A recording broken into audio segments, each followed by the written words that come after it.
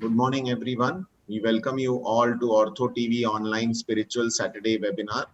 And today we have today's speaker is Swami Mukundananda. And I would hand over to our moderator, Dr. Tushar Agarwal, pediatric orthopedic surgeon from Kandivali West, and also having his own hospital in by the name of Asta Hospital. We are also having the pleasure of having our president of the Pediatric Orthopedic Society of India, Dr. Dhiren Ganjwal. So over to you, Tushar. Also, Dr. Chiniwala, my colleague, arthroscopic and sports surgeon, has joined us. We are permanent fixtures in the Spiritual Saturday. Good morning to all of you all, and thank you so much for joining us. Thanks a lot.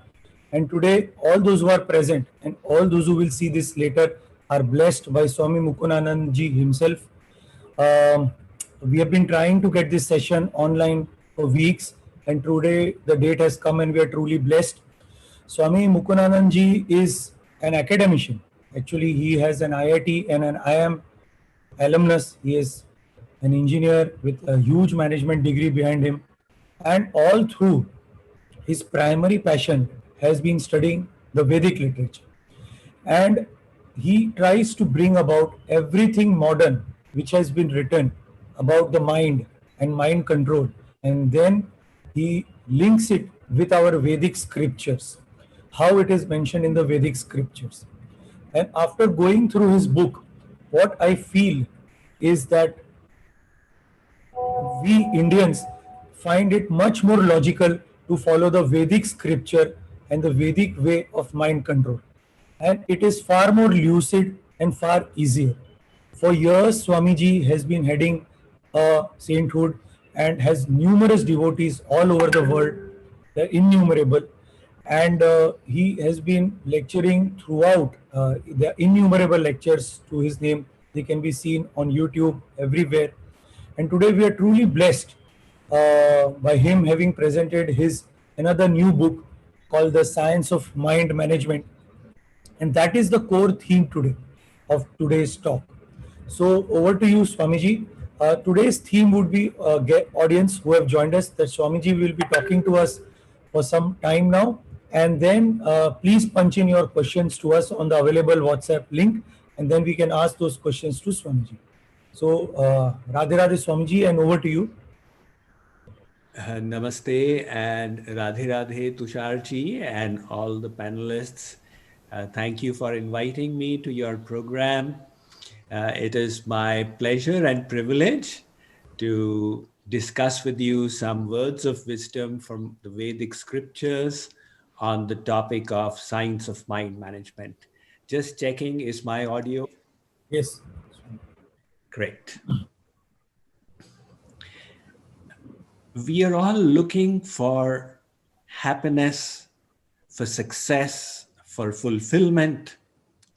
And society has presented us with the model for achieving these. If we get money, if we get fame, if we have power and status, then success is guaranteed and happiness is a natural byproduct. But the reality of life is much different.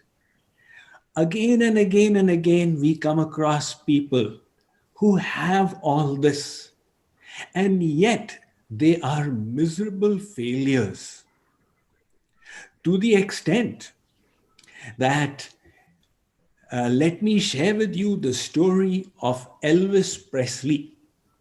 In the 1960s, he was called the king of rock and roll, or simply the king. He was hugely successful for his golden voice and his amazing looks. The consequence was he had tremendous fame, money, popularity.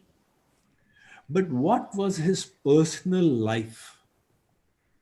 When he would return from his public performance, he would tell his servants, "Give me my first hit." And they would put an injection behind his shoulder blade of barbiturates, give him some colored crystals, and then a race would begin.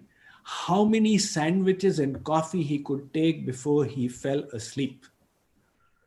The next time he would wake up at 4 in the morning and say, "Give me my second hit."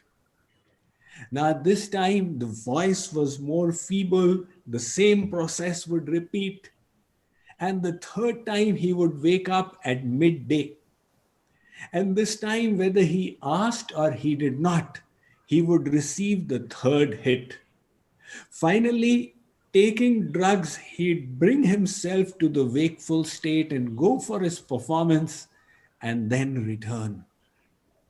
When he died, people did not know whether it was an overdose of drugs or was it a suicide.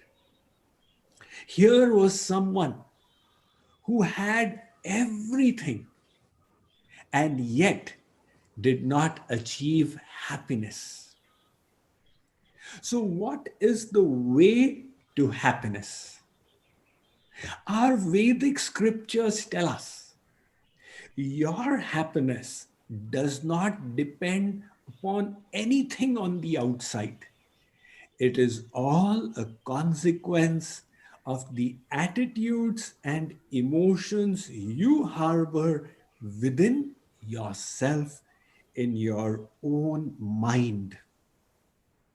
This mind is such that staying in hell, if the mind is poised and calm, it will make you experience heaven. And staying in the most wonderful heavenly delights, if the mind is disturbed, you will experience the torments of hell. That is why in the Bhagavad Gita, Lord Krishna said, Uddharedatmanatmanam atmanam avasadhayet atmaiva hyatmano bandhu ratmaiva ripuratmanah. Arjun, uplift yourself by the power of your mind. Do not degrade yourself, because the mind can be your best friend, but it can also be your worst enemy. Interestingly, the mind is an internal resource. That internal resource is the most important thing in our life. 2000 years ago, Jagat Guru Shankaracharya said, Jagat Jitam Kehna. Who shall influence and impact the world? And he answered it himself, Mano Hiyena, that person who has conquered his or her own mind. So the mind will also influence our health. Since you are all doctors, out of experience, you are aware of the mind-body connection. You know, in the Harvard Medical School, Herbert Benson, who wrote the famous Relaxation Response worldwide bestseller, he established this mind-body department. 60 years ago, if medical science was told that our thoughts impact our health, they would have said this is all hocus pocus. But today, it's a scientifically established fact. Interestingly, this information existed in our Vedic scriptures thousands of years ago. There is an episode in the Yoga Vasisht where Lord Ram toured his kingdom of Ayodhya, and he saw people affected by disease, Vyadhi Grast. So on returning, he asked his Guru, Maharshi Vasisht, Gurudev, what is the cause of disease? Maharshi Vasisht gave a very perceptive answer. He said, Ram, it all begins with the mind. When we harbor negative thoughts, poisonous thoughts, this disturbs the Manamay Kosh, the mental sheath. So, this holistic perspective of the Vedas says your personality is not just the gross body, it has 5 sheaths. The gross body is the Annamaya Kosh. Beyond that is the vital energy sheath, the Pranmaya Kosh. And beyond that is the Manmaya Kosh, the mental sheath. So, this mental sheath, when it gets agitated with negative thoughts, that disturbs the Pranmaya Kosh or the vital energy sheath. And that vital energy sheath, on being disturbed, it manifests in the form of disease in the gross body or the Annamaya Kosh.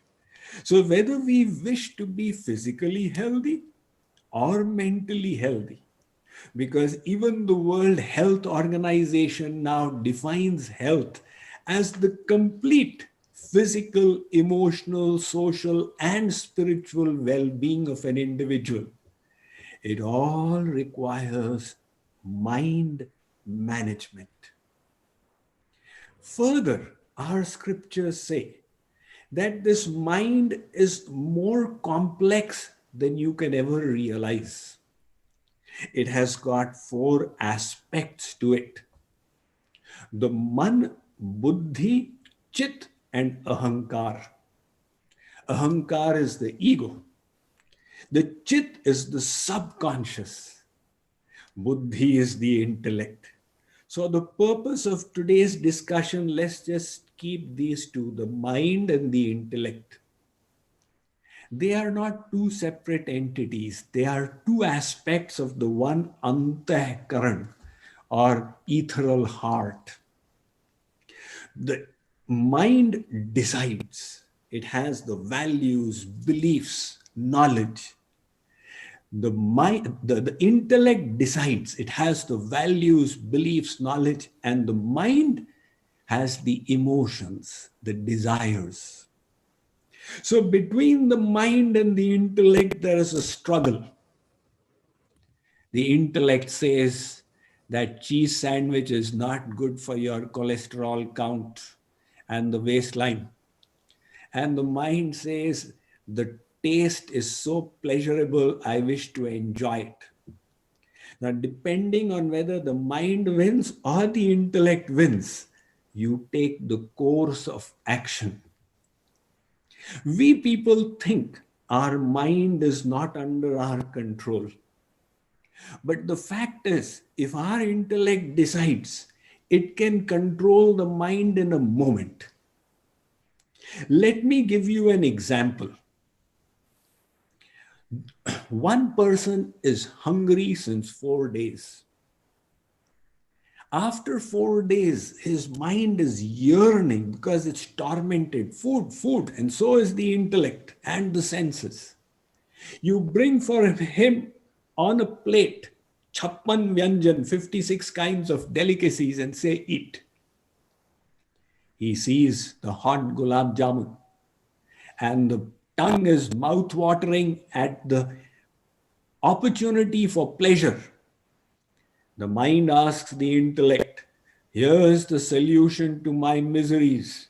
Can we relish that gulab jamun? It will give great pleasure. The intellect sanctions, go ahead. The intellect has sanctioned the mind has instructed the hand. You have lifted the gulab jamun and you're bringing it close. Already the salivation is happening.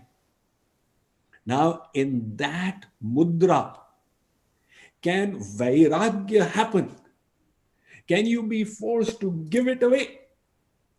Yes, if the intellect is convinced. Let us say somebody screams, what are you doing? You wish to die? Immediately the person halts. Die? There's something wrong here. The intellect tells the mind, stop. The mind tells the hand, stop. What is the matter? Don't you know there is poison in it? If you eat it, you will die. Poison? The intellect makes a split-second decision. This is harmful for me. Throw it away. That person who was hungry since 4 days has chucked away the gulab jamun. Against the power of the intellect, the mind doesn't have the capacity to tug. So the problem is that our intellect is not convinced. The day it becomes convinced on the proper beneficial course of actions, we will have no problem in controlling the mind. Let me give you another example. One child finds it very difficult to study. His parents come to me, Swamiji, beta padhta nahi hai, kya kare? Why don't you study, beta? Uncle, my mind doesn't go to studies. Big problem, mind does not go. But the same child, when he or she goes for the exam and is there in the hall, for 2 hours he focuses the mind and shuts out the world. Now it is just the question and the best possible answer. The child whose mind was chanchal has brought it under control. How did this happen? Because the intellect decided these 2 hours are extremely important. Now, if you are careless, you will lose out the whole year. So the moment the intellect decided, it controlled the mind. That kind of focus, if it was retained through the year, that child would have become a national merit scholar. But why was the focus not there? Because the intellect thought studies is not important. It's important for my parents. That is why in the Bhagavad Gita, Lord Krishna says, Arjun, what I am explaining to you is Buddhi Yoga, the yoga of the intellect. We have heard of Bhakti Yoga, Karma Yoga, Jnana Yoga, Ashtanga Yoga. But in the Bhagavad Gita, 4 times Lord Krishna says, Buddhi Yoga Mupashritya Machittah Satatam Bhavaha. If you can correct your intellect, then correcting the mind will become quite easy. So, to correct the intellect, we need divine knowledge. That is what the Gayatri Mantra states. People often ask me, Swamiji, what is the meaning of the Gayatri? So there are so many esoteric interpretations for it. But I say just take the simple meaning. Om Bhur Bhuva Swah Tat Savitur Varenyam.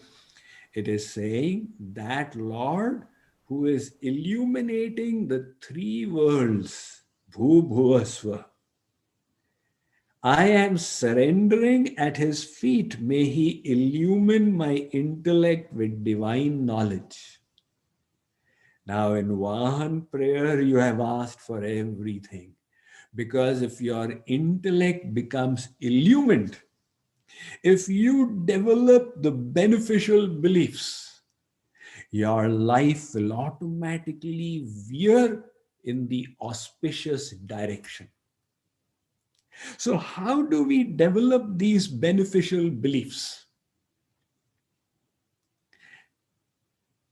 The Maitreya Upanishad states, Shravan, Kirtan, Nididhyasan. Hear good knowledge, divine knowledge. This knowledge is so powerful that you can seat yourself on this knowledge and cross over the ocean of material existence. But then merely hearing will not suffice. We all hear that anger is a bad thing. The problem is in the implementation. One lady came to me and said, Swamiji, baki sab to theek hai, gussa bahut aata hai. Please give me a gem of knowledge with which I can conquer my anger. I said, Devi ji, anger hurts you. Why do you want to hurt yourself? Simple logic. If I give you a pin and say, jab yourself with it, you'll say, why should I hurt myself? Nobody wishes to hurt themselves. Similarly, you become angry on the other, but it burns your heart, dirties your mind, and burns your blood. So don't hurt yourself. She said, Swamiji, this knowledge you have given is very useful. I said, but it will be no use to you. Because when the attack of anger comes, that knowledge will disappear. You will make the mistake and later on regret, what did I do? So, tattva vismaranad bhekivat.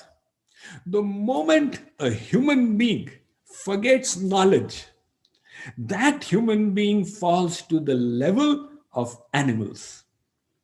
That is why it's not just a question of hearing or reading.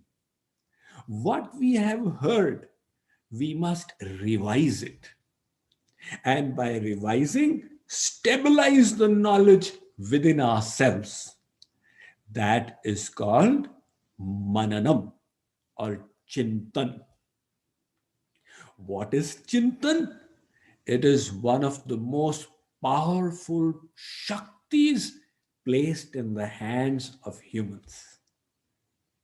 Chintan means to repeat a thought again and again and again. If our chintan is wrong, मैं तो fail हो गया अब क्या करूंगा, fail हो गया अब क्या करूंगा, people go and commit suicide. And if your chintan is right, if you are repeating the right thought, the right piece of knowledge, you can transform your mind infinitely without limit. In other words, our mind is infinitely teachable. That is the power of Chintan. So, hear good knowledge, then revise it, and subsequent to that, Nididhyasan. What is Nididhyasan? The third and final one. Nididhyasan means establish beliefs based upon that knowledge. Beliefs are our internal lighthouses. It is based on our beliefs that we move ahead in life. If you people became doctors and I became a Swami, why did this stark contrast happen? What is it that determined these two different pathways? It was our belief systems. Your internal belief told you that the path to happiness or to money or to fulfillment or service or whatever you were looking for will be served by this medical line. And my belief told me that the thing I really value in life is in the spiritual side. So this beliefs are so important. Our whole life is decided by it. People come and tell me, Swamiji, hamara teenage beta bigad gaya hai. What to do? I say, just check the company he is keeping. If he's fallen in the wrong company, those avara log, they have changed his belief system. And the moment the belief system is changed, his whole life is in jeopardy. To the extent our Vedas say that, look, if you can just correct your beliefs, you will attain God. What does that mean? That means the highest goal you can achieve merely through beliefs. The definition of God, we all know. He is everywhere. He's an ocean of bliss. He's the creator. He's sitting inside. We tell each other also, बिना भगवान की इच्छा के एक पत्ता भी नहीं हिलता. But the problem is we don't believe. The Vedas say the day you believe this very piece of knowledge which you are speaking, that very day you will become God realized. Now, this important aspect of our personality, we are not talking about the physical, we have gone right in our beliefs. Unfortunately, they just happen to us. We don't choose them. Just like in America, they say that the son of a Democrat is a Democrat and the son of a Republican is a Republican. I am speaking to you from Dallas today, Dallas, Texas. So the saying shows that beliefs happen. Why did you become a Hindu or Christian or Muslim? You were born in a certain faith and those beliefs came hereditarily. So the biggest thing in our life just happens to us. Instead of that, use good knowledge, receive good knowledge, create good beliefs, and empower your intellect with those beliefs. Now, with this empowered intellect, control the mind. First, it will be difficult, but slowly, slowly, good habits will get created. Just like physical habits are created, those who have habituated to drugs, they are so caught by the habit that medical community now realizes it's a physical condition that has grabbed the person. So the mental habits of thoughts can also be created. But I am covering this very quickly now. When we start doing this, we will realize that we are trying to work on the conscious mind. And there is an aspect of the mind of which we are not even aware, which is the subconscious mind. The subconscious mind has your memories from your childhood. Imagine the hard drive capacity of the subconscious. If you try and record your favorite serial on TV the year long, you realize the hard drive gets finished. And here we have recorded, that episode when I was 5 years old, the smells, the feelings, the video, audio, everything. This huge subconscious is actually determining our behaviors. So first we program our subconscious. I am no good, I can never do it, mujhse to kabhi hoga nahi. And then the subconscious governs our behaviors. So the subconscious is like a perfect servant. Whatever we tell it, it will obey. And then it will impinge upon our behaviors. If we wish to make it our best friend, we need to use certain tools with our conscious mind. One of those is self-talk, self-affirmation. Speak to yourself. I am blessed. I will be a success. I am happy. And you will program your subconscious accordingly. But then in English, they say a picture is worth 1,000 words. So there is also the technique of visualization that has been used successfully for optimal performance. Sports personalities realize the importance of optimal performance because a fraction of a second can mean you lose the gold medal and get a bronze medal instead. So they use the power of visualization. In other words, they hold the image in their mind and then they let it sink into the subconscious. So the subconscious controls the physical, mental processes, which are millions, which are beyond the capacity of the conscious mind, and it enables peak performance.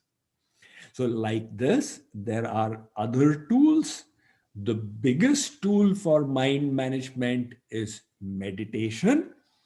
I have covered these tools and the whole science of mind management with Vedic perspective, using crystal clear logic and worldly illustrations to emphasize the importance of the mind in our lives and to enable us to manage it.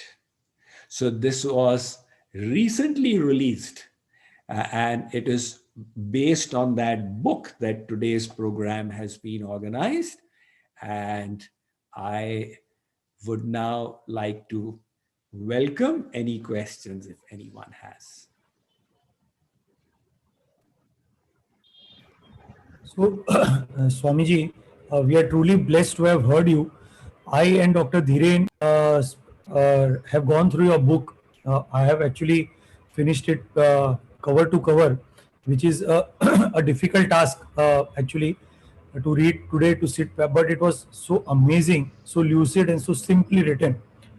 Uh, if you could just elaborate on the karma theory, and if you could just explain in brief, why do good thing happens to bad people and why do bad thing happens to good people, then we will be blessed even more. This is a question that puzzles a lot of people. The law of karma is very simple. It's the law of action and reaction. So we have all studied in school Newton's third law of motion, of action and reaction. When it comes to our actions, it becomes the law of karma. The Bible says, as you sow, that shall you also reap. And the Ramayana says, karma pradhan vishva kari rakha, jo jas karai so tas phalu chakha. So why people get puzzled is they see this person is doing good and he's suffering. And somebody else is doing bad and he is becoming successful. Then now they become confused. So we need to remember out here that first of all, our philosophy is not of one lifetime. It extends to many lifetimes. So we cannot pass a judgment on somebody we do not know their past karmas. And secondly, the purpose of the law of karma is not that we should become comfortable and enjoy worldly things. The purpose of all of creation is that the soul should evolve spiritually in goodness, in virtue, and reach the ultimate supreme perfection. So sometimes those difficulties and hardships, they come as a blessing of God. It is in those difficulties that we shine from within. So from a material perspective, we think ये तो बहुत बुरा हो गया, साहब बिगड़ गया, business failure हो गया. But from the spiritual perspective, if we are growing from inside, the purpose is being served. Just like a caterpillar, it weaves a cocoon around itself and then hibernates inside. And then after 20 days or so, it starts coming out. Now, when it is coming out, it struggles. And if you see it struggling to emerge, you say, oh my God, so much of difficulty. And you snip the cocoon. Okay, problem's over. That half that butterfly will fall to the ground. It will not be able to fly up because in the struggle, it would have pushed all the fluid from its stomach, and without its wings will remain crippled. So, similarly, for the spiritual flight of the soul, we need to fill up our wings. And sometimes those difficulties and hardships are blessings in disguise. So the law of karma stands where it is, but beyond that is the law of the universe, which is pushing all the souls forward. And based on that, it seems to us sometimes confusing that bad things are happening to good people. Can I, Tushar, ask Yeah, something? yeah, please. I don't know if it's pertinent. I don't know how you feel about my question. That the purpose of all these spiritual teachings, when it is transferred to people, we say that our aim is to liberate the soul. Our whole purpose is to go beyond.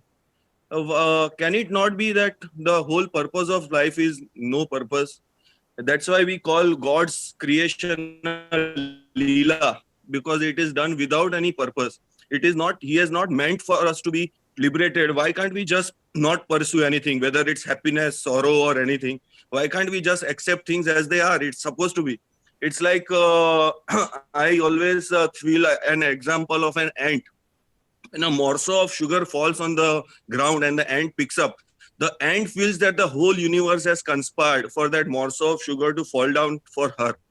But for us, when the morsel of sugar falls, it just falls. It's our mistake that it fell. But for someone, it is the conspiracy of universe to feed that ant. So being human beings, we always want to think beyond. We want to achieve something. We are unhappy. Is the purpose of all this spiritual awakening is just one more pursuit of getting something which we don't have? Like So someone wants see, success in I money. was I was not talking about liberation. I was only talking about how you can be happy, how So you that can be pursuit of positive. happiness doesn't give, Okay, is that pursuit let me of answer. happiness? Now let me answer. So Yeah. I was just explaining how you can be happy, how you can be successful. I explained that happiness depends on your mind and you need to manage your mind. So I was giving you the practical benefits of spirituality. In my whole discussion, we did not talk about liberation, right?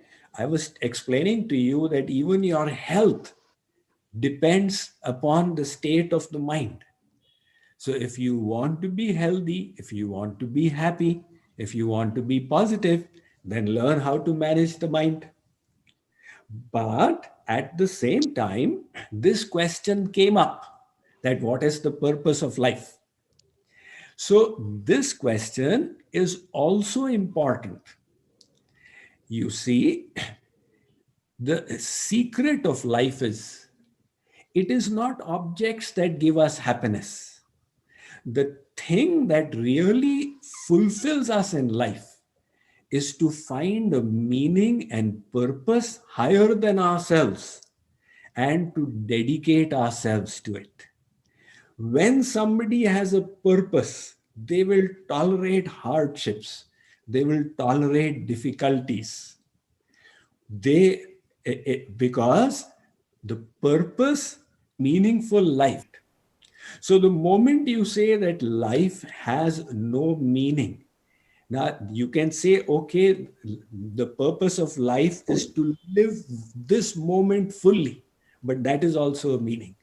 But if you say there is no meaning at all to life, then you will not be able to experience the happiness and the fulfillment.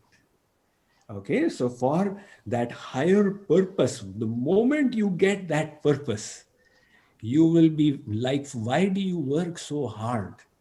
Because you have found a purpose. I have a family to take care of, I have children to raise, and that is enables you to give your best, to strive your hardest.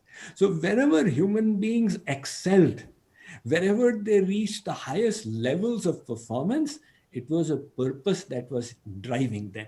So those who ask this question, why, they also get an answer to spirituality. But the problem is that people get stuck there and then they forget that spirituality has also got a practical angle. And that is why I am only explaining the practical angle. Okay? Correct.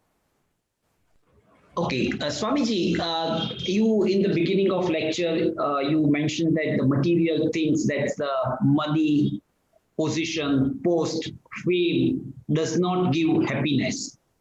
Fine, which is I agree to that. But most of the people they don't accept this statement, and they go in this direction all throughout their life. And at the end, probably they may accept that what was told to them in the beginning is not right. So first, what is the reason why they really want to don't accept the statement which is said by so many philosophers, so many spiritual people? That's one. And the second is how we can convince them or make them understand that this statement is correct. That's right. So your observation is very correct that most of the people are searching for happiness in these things. That if I get so much of wealth, I will definitely be happy. But you go and ask the people who have the wealth, are you happy? They will say, wahi halat hai. The studies in America have shown that once you reach an annual income of $75,000 per annum, after that, the happiness level remains the same right up to Jeff Bezos. In other words, it is an illusion. The illusion ka matlab, oh, the person who is lakpati is thinking karodpati will be happy. Now the karodpati is thinking, I am not happy, the arabpati must be happy. So our Vedas say this is a mrig trishna. It is like the mirage. You create a desire in the hope of happiness. Now you fulfill it. So the moment you fulfill it, you experience happiness for a little while, but that desire comes back double. Now you fulfill it, then it comes back 4 times. So every time you fulfill it, it comes back. And the consequence is that you are trying to put out a fire by pouring ghee on it. So you keep on providing your senses, the objects of the senses. There is no end to it.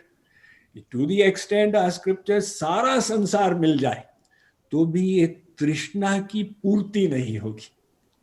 So then we wonder what is going on out here.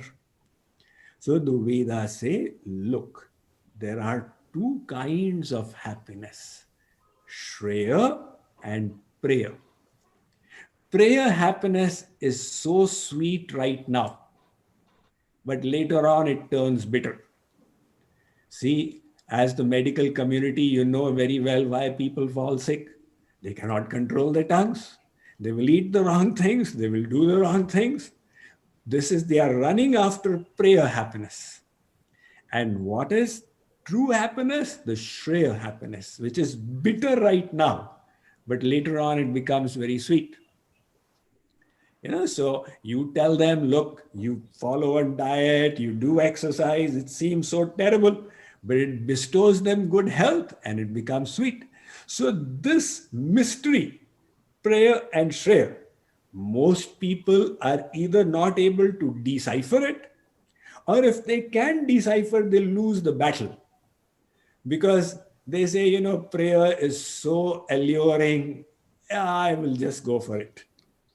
So it is a few who exercise the vivek or the wisdom and then implement the discipline. So the discipline required to control the mind and take it to the direction where you will get true happiness and true success. but just in continuation, how can we convince them to follow the correct path of living a life of a meaning or a purpose? How to convince them? Yes.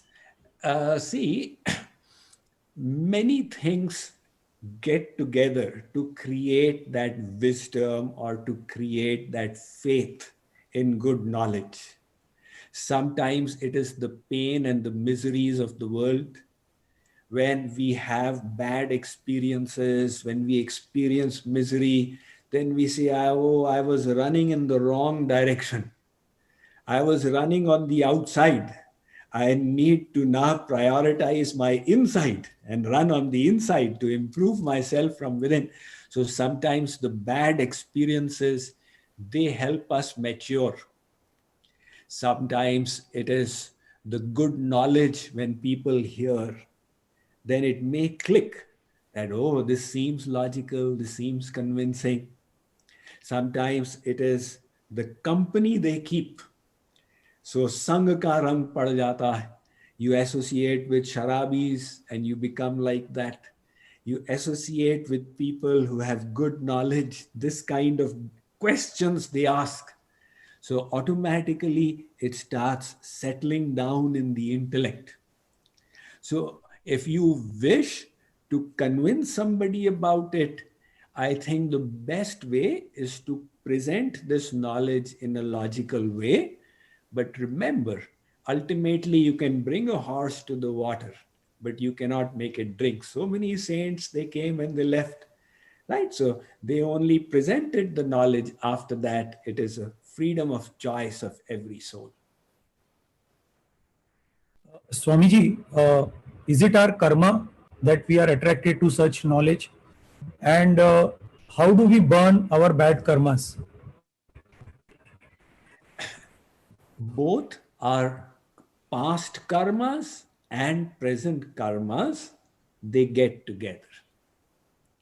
So definitely there is an aspect of past karmas that creates this kind of propensity, that creates this kind of interest.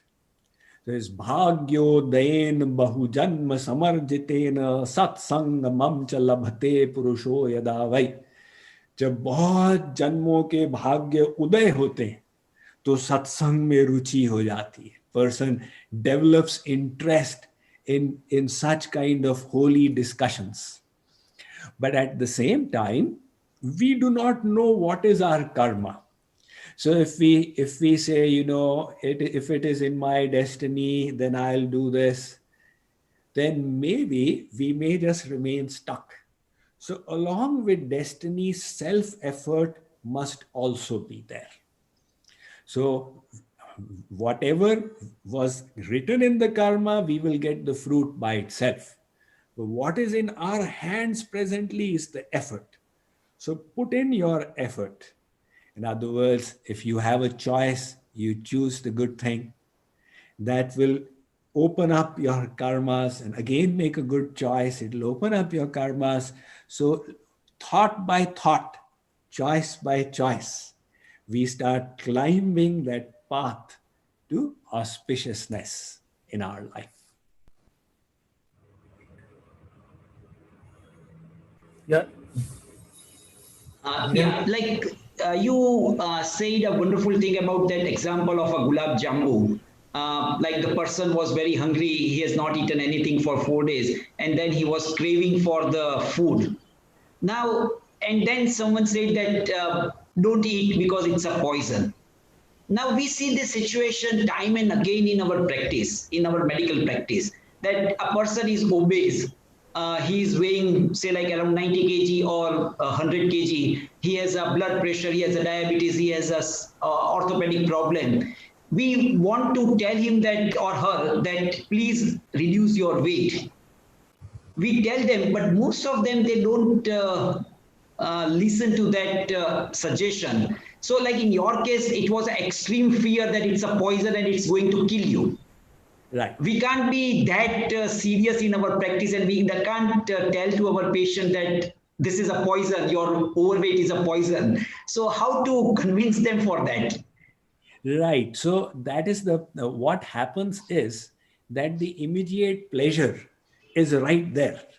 It is perceptible. And the long-term benefits that the doctor is talking about, they are so far away. They are intangible. So then the person thinks, I don't know, the intellect is not fully convinced. If the intellect had got convinced, they would have done it, right? So you have to revise the harm that is happening by the present habits and the benefits that will happen by the changed habits. And at the same time, if the habits are not changed, then what is the harm that will happen? So, in these multiple ways, the intellect has to be convinced.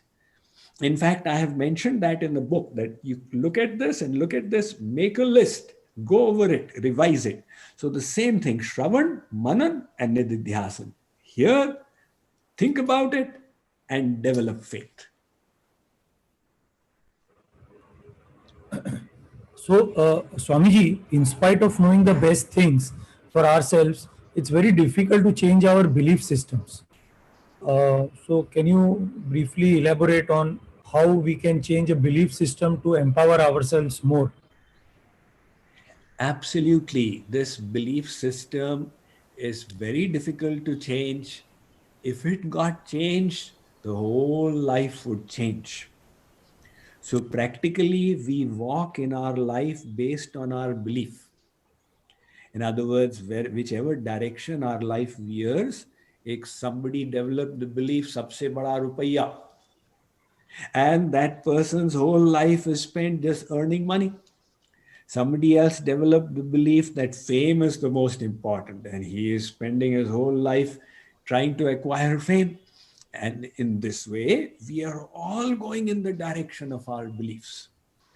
So the whole world is trying to steal our beliefs. All these advertisements, which come on the Tandurusti ki raksha karta hai life boy and all. What are they trying to tell you? They're trying to establish your belief that if you get the life boy soap, then your health will be maintained. So now from 100,000 sides, people are tugging at your beliefs. And where you place them will determine your life. So that is why the Vedas say that be very careful. Don't create beliefs on hearsay, doston ne bol diya, etc. Get good knowledge. This is the Vedic knowledge. And then Shravan, hear it again and again and again.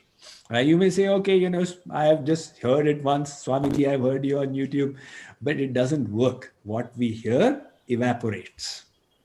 So you have to revise that knowledge. So that is the Shravan. And after revising, think about it. The repeated thinking, then it will settle down. Just like when the student prepares for the exam, that student realizes it is important. And then the student revises it. So when we decide that this kind of knowledge is so important, then we will not be careless about it. We will revise it also again and again. That chintan, and after that, nididhyasan means with your intellect, you decide, this is it. So you decide again and again, this is it. I am the soul, I am not the body. So this process helps to establish that belief. Right? Okay. I should like to understand that everyone says that the life with a purpose definitely is a way to happiness. You have also mentioned that in your book really well. The question is how to find out the purpose of your life. So can you guide us? Definitely, like thinking about like how can I help people is one way of doing that. But how we can find out the purpose of our life? I like to explain this at two levels. One is where you don't go into the bigger questions, you remain with the smaller questions. We all want to be the best that we can be. We all want to grow and be the best we can be. So we want to be good. Second one, we want to do good. I mean, we all want to see that my work is making a difference, whether in one person or two people, but my work is creating an impact in this world. So we want to do good. And the consequence of this, we want to feel good. We want to be happy, right? So I explain the purpose as these three: to do good, to be good, and consequently to feel good. But if you go a little more into philosophy, so you then ask yourself, who am I? And you will realize by analysis with knowledge that I am not the body. The body is material and perishable. I am an eternal entity that is referred to as the soul, the Atman, the Jiva. So that Jeev or soul is non-material. That's why your medical instruments can never reach it, because they are all material and it is spiritual. It is the basis of consciousness in your body. So the conscious is not coming from the physical organs. It is coming because of the presence of the soul. The moment the soul leaves, that consciousness will slowly fade away. So when the first step then is to understand, who am I? And that soul is not independent of creation. It is a part of all creation, the entire universe.